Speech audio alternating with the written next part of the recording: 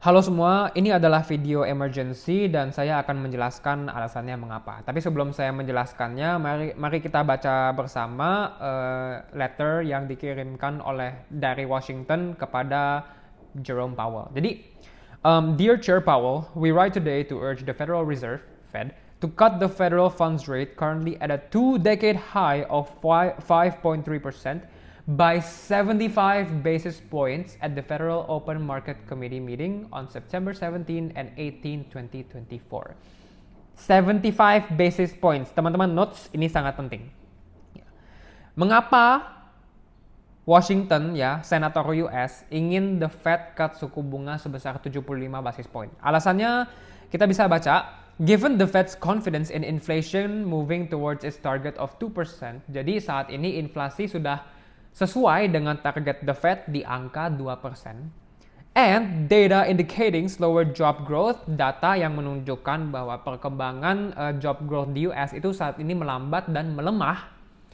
It is time to swiftly move forward with rate cuts. Jadi karena inflasi sudah sesuai target the Fed dan job growth, pertumbuhan pekerjaan, itu datanya melemah, ini adalah waktunya untuk cut suku bunga. Tapi mengapa ini mengagetkan saya, mengapa ini sedikit shocking bagi saya, itu adalah karena jika Jerome Powell melakukan 75 basis point rate cuts, dan by the way ini besar ya guys, ini besar. Terakhir kali ini terjadi itu di saat 2008 Global Financial Crisis.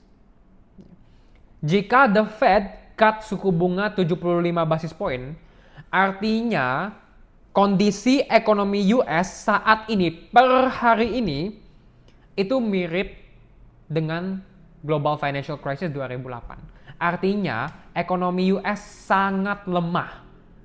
Saking lemahnya, senator sampai menginginkan the Fed untuk cut suku bunga 75 basis point. Dan terakhir kali ini terjadi itu di 2008 Global Financial Crisis. Luar biasa. Artinya, US ekonomi sangat lemah. Dan memang, ekonomi US itu ekonomi selalu lebih buruk dibanding data yang dilaporkan. Ya. Di tahun 2021 atau 2022, inflation itu peak di angka 9%. Tapi aslinya itu jauh lebih di atas 9%. Unemployment itu sebenarnya lebih tinggi dari yang saat ini tuh sekitar 5%. NFP, mereka baru saja kalau nggak salah akhir Juli revise data NFP kan. Rupanya NFP itu 800.000 lebih besar daripada aslinya. That's insane guys. Ekonomi, yang teman-teman harus ingat itu adalah ekonomi selalu lebih buruk dibanding data yang dilaporkan. CPI itu dipilih-pilih guys perhitungannya supaya kelihatannya inflasi itu nggak separah yang aslinya dirasakan. Aslinya inflasi itu selalu lebih parah daripada data yang ditunjukkan oleh website ekonomi. Data yang dipublikasikan oleh pemerintah. Aslinya inflasi itu lebih tinggi. Dan aslinya ekonomi itu lebih tidak sehat dari yang dilaporkan oleh pemerintah. Kita sudah dalam resesi. Ini adalah pendapat saya. Saya belum lihat ada official statement bahwa kita sudah berada dalam resesi, tapi menurut saya kita sudah berada dalam resesi sudah cukup lama. Tetapi jawaban dari resesi adalah percetakan uang alias QE, quantitative easing. Jika 75 basis point cut terjadi, expect volatilitas yang gila. Artinya, karena ini cukup shock ya, karena terakhir kali 75 basis point rate cuts dilakukan itu di tahun 2008 Global Financial Crisis. Ya. Artinya, market ekonomi sedang tidak sehat. Dan jika itu terjadi, expect sedikit volatilitas di Bitcoin dan juga saham. Namun, long term, jika ini terjadi, artinya the cost of capital akan menjadi lebih murah, dan secara long term, karena the cost of capital lebih murah, likuiditas akan meningkat lebih gampang. Also, jika kita berada dalam resesi, maka the Fed akan melakukan satu hal, yaitu adalah QE, mencetak uang untuk stimulate dan menyelamatkan ekonomi. Hasilnya apa?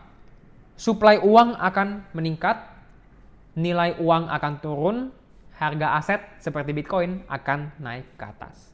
Jadi in the short term, malam ini saya nggak tahu apa yang akan terjadi. Bisa saja Bitcoin langsung pump, terbang, naik tinggi banget.